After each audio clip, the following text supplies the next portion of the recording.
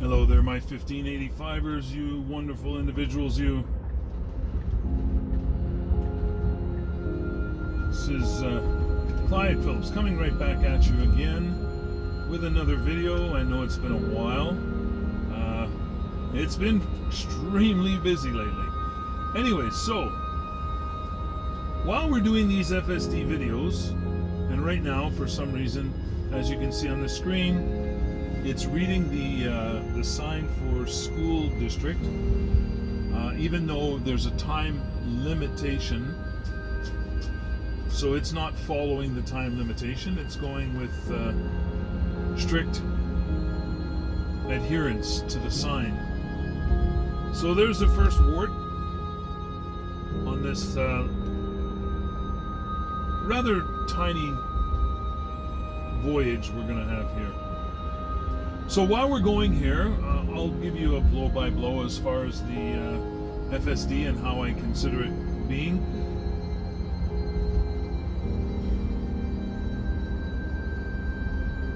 So just to let you know up front, soft intervention is when I either tap the accelerator to get things moving, or I have to intervene with the signal stock. Hard interventions, obviously, is where I have to actually take over the wheel, hit the brake, or anything drastic like that. So right now, I would prefer to be in the right lane because the road's fairly smooth, it's not super rough, and there's really no reason not to be traveling in the right lane unless passing. So, soft intervention.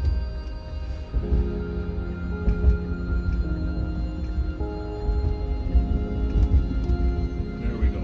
Now, to make it easier, you can go into the settings under autopilot and say minimal lane changes.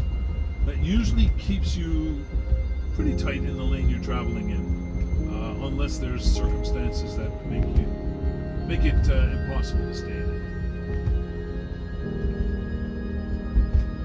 Okay, so while FSD is taking on the rigors of chauffeuring me all the way back home, I want to address something which has really been bothering me. I've put out a couple other videos, I think, that slightly addressed it, but I was unwilling to go deep into the conversation because it's a very controversial one. So I hope you guys got your big boy pants on, your big girl pants on, and you're ready to embark on a journey with me. And I'd really, really welcome your comments, your thoughts, everything, because what I'm going to try to do is be as unbiased as possible and present this for the debacle it actually is. Oh, I'm sorry. That's my bad.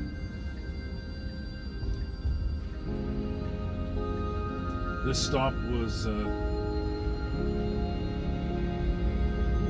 I should have actually dissolved that stop long ago, but wasn't paying attention to that. Okay, let me begin, folks, and again, I apologize for the distractions. That was my fault. I was watching the road because, as you know, it's monitoring my attention, and I didn't see that we were coming up to a stop there. And I don't want to put the navigation voice on because then it's another debacle as well. So we have a situation going on in our world where there is strife and war raging in particular, two main areas of the world. And let me begin by saying I abhor any type of conflicts that are manufactured and unnecessary. So I guess you could say there is a predetermined thought in my mind right there that these things have been influenced by outside conditions that have nothing to do with the combatants per se. Okay? Now, obviously it has something to do with the combatants because they are willing to take on these roles and do as they're doing. Or they may not be willing, but are forced to be involved. So from my perspective, I look at this and I go, what does common sense tell me? And if you're a 1585er, you're probably going to be right along beside me here. Follow, that's right, you guessed it, come on, finish the sentence. Follow the money. So if we follow the money, who is benefiting from these wars of attrition? First of all, let's determine what is war of attrition. If me and you are going to combat each other in a war of attrition, I'm going to try to deplete all your resources while you're going to try to deplete all of mine. So, does that benefit me? Give me your opinion. Does it benefit me? Does it benefit you? We're both embroiled in a massive energetic war where we are unaliving many of our family and friends. We are depleting all of our ammunition and our implements for applying those stores of ammunition. Did we gain from that yet? Please, just give me your opinion. I'd really love to hear it. Because in my mind, that's a question that really needs answered by many people. So let's look at it granularly. Right now, we look at Europe and we go, how is Europe faring through all of this? Okay, their resources are being depleted. They are offering up everything they have to one side of the conflict with, I'd say, very little hope of retrieving any of that back in their coffers. Unless, of course, they put everything into it and they somehow turn the tide, and then they're able to prosper on the resources of the land that they say they're trying to protect for the people of that land. So did the people of that land prosper? No, they didn't. They're being just wrecked, beaten down, and torn apart. Their entire future is hanging in the balance, and I believe it's already hit the tipping point where they may never, ever, ever recover. They would have to increase their population by about, I don't know, let's say 12 children for every 2 adults that are going to be left after this conflict. I don't see much chance in that. So think about that, folks. When these conflicts of attrition happen, how many of childbearing individuals, adults, whether male or female, and again, whether they're contributing to the childbearing or actually bearing the child, how many of them are going to be left at the end of these wars of attrition? And those that are left, how many of them are going to be in condition to be able to find a mate and then actually help to repopulate their areas? It's a very good question for everybody to try to answer, even for themselves. What's going to happen to the population of these places that are being depleted far beyond recognition? Can they recover? Look at the infrastructure and the buildings and everything that used to occupy those areas and those lands. How long is it going to take to rebuild that infrastructure and those buildings? Right now, I'm hearing estimates, and again, this is not my estimate, estimates from other experts that are saying it's quite possible that the minimum time going to be required to rebuild some of these places is 100 plus years.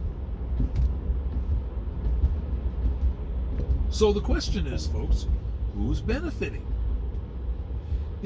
If it's going to take 100 years to rebuild the destruction that's inflicted upon you, did you win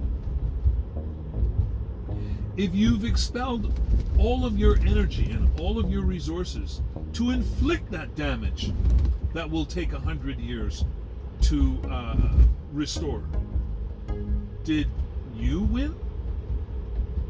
If you took over that land that has been devastated beyond recognition, did you really win?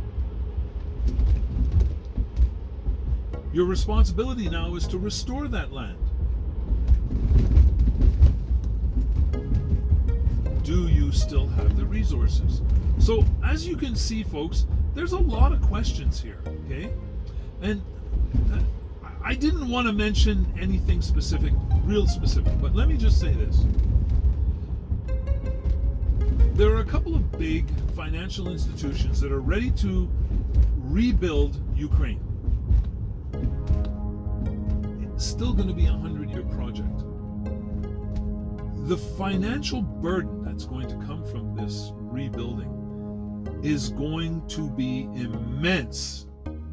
How are these entities thinking of actually recouping all of this investment that they're going to be putting forward? A good question to ask. Or have they already profited? Have they already obtained trillions of dollars? And if they did, how did they do it? So let's go back in the past and look at other wars that have gone on. The same big financial entities were funding both sides of these wars. And sitting back and rejoicing in the fact that these people were depleting those resources at amazing speed so they could replenish them through their proxies, the companies and entities that they invest in. So, indirectly, making tons of money. So, we know this, right? That in past wars, they've been funded by the same entities on both sides. They killed each other ravenously on both sides.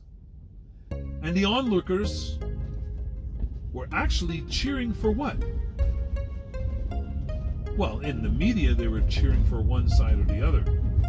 But ostensibly, they were in the background going, we win no matter who wins, so we don't care. Keep killing each other. We'll keep watching. Folks, neither of these entities have ever won. None of them. They've been demolished. Their countries have been devastated, ruined, brought to rubble, with the prospects of rebuilding that were going to take immense efforts. Okay, I hope you're seeing an amazingly great FSD drive here. I mean, I am. Now I have to get rid of this stop, because if I don't, it's going to cause problems. Oh my Lord. Did I get it in time? Yes, I think I did. Okay, thanks for your patience. There's no more waypoints to disintegrate. Okay, so we're still on the same subject. Who is it that will gain from all of this? You have to answer that question. There's nothing else that matters right now, folks, because if you're taking one side or another of any of these conflicts, of course I can see where a lot of people would take the side of the underdogs, okay? And you know what? That's been my life since I was a young child. I've always fought on the side of the underdogs, and I've always tried to avenge the cruelty that came their way at the hands of real, honest bullies. Now, let me tell you something, though. There were a few, not very many, but there were a few incidences where I intervened and took care of who I thought was the bully, only to find out that the things that were occurring that caused that bully to act were even more horrendous than what I witnessed. So we have to take that into consideration as well when it comes to who you're rooting for. But that's up to you. You can root for anybody you'd like. Okay? You can root for the bully. You can root for the underdog, as we do in many, many movies. The protagonist seems to be, beloved by the audience because of some endearing qualities. So, again, that's an individual thing, an individual taste. I'm looking at it from the perspective of who is benefiting. So, therefore, why is this occurring? Because nobody in their right mind wants to be depleted to the point where they will never be able to recover. Oh, I thought I was doing a soft intervention there again, but it signaled on its own, and yes, continuing on the right way. Okay, so we're looking now at Israel, Palestine, Lebanon, Syria. Who's winning there? Now, on the surface, we could say Turkey is winning, or Turkey, as most people know it as. So if Turkey is winning, what are they winning? Now, again, remember, we're using common sense because we are 1585ers. So Turkey's winning. What did they win? They've taken on a large portion of Syria, which they've always wanted to regain because they lost it in some arbitrary garbage like the Geneva Convention did to Africa.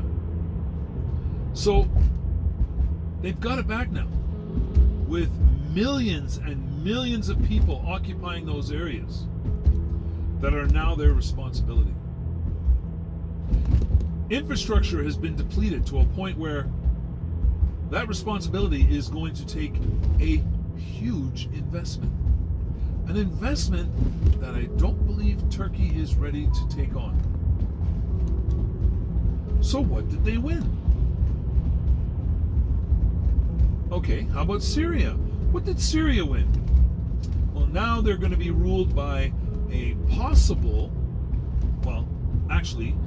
actual ex-master terrorist who claims to now be reformed and is ready to do things in a proper manner that would actually benefit all the peoples of Syria that he's just assumed. So that is a possibility. But the other side of the coin is they're working with other entities that have another agenda that may not be as benevolent as what we're hearing. Because remember, you got to look at who is gaining. Who is actually gaining from the actions that are being taken? Folks, I don't have much time left to go over this. There are so many details, and I'm sure your mind is just going wild with all kinds of information tidbits that you've heard, that you've seen, that you may know personally. So I want you to say this to yourself. In each of these wars, that's in Ukraine, Russia, in Lebanon, Israel, Palestine, all of these places, what is the purpose?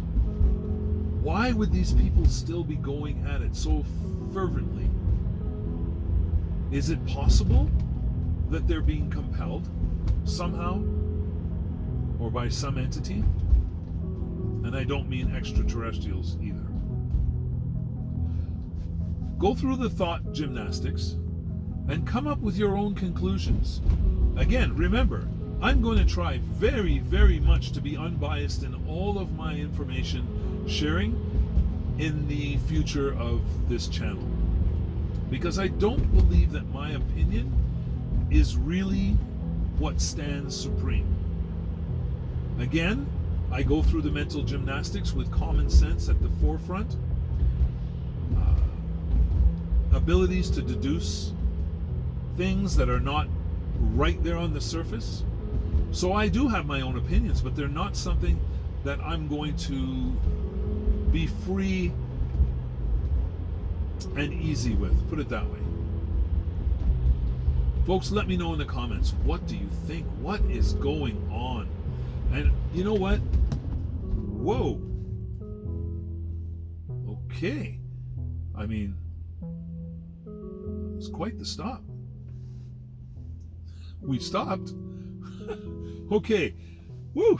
That was nice. And it wasn't crazy abrupt. It was just like a really hard stop. Smoothly done. I kind of liked it. All right, folks, let me know in the comments. What do you think? What are we going to be doing here? I mean, you know what? Again, what do I say? Like, as 1585ers, we will never give up or give in because our brains are working. And there's so much that we have to do. So far, we still have to go. So we must keep an open mind so we can gather knowledge, which, as we know and have always known, is the only power we truly possess. Is knowledge, and sharing that knowledge helps to make sure that others possess some of that strength as well. So folks, stay healthy, stay safe, and above all, stay as happy as humanly possible, and we'll see you on the next one. Love you all. Ciao for now. Enjoy the rest of the trip.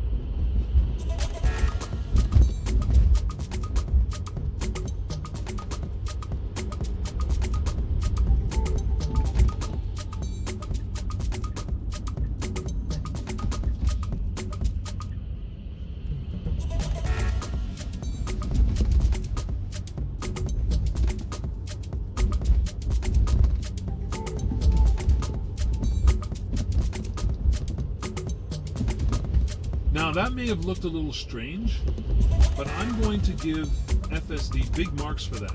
Because of the snow and possible slippery conditions, making that lane change, it did it very slowly and cautiously, and then slowly accelerated to a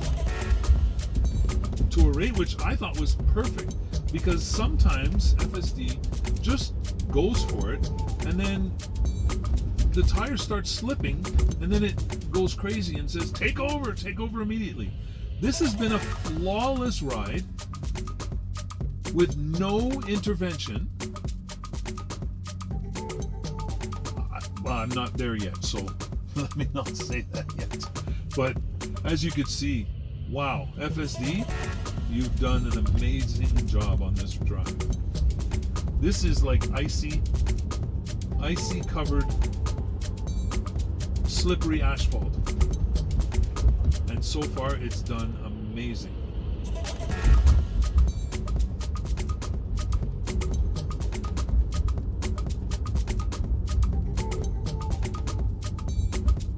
My referral links are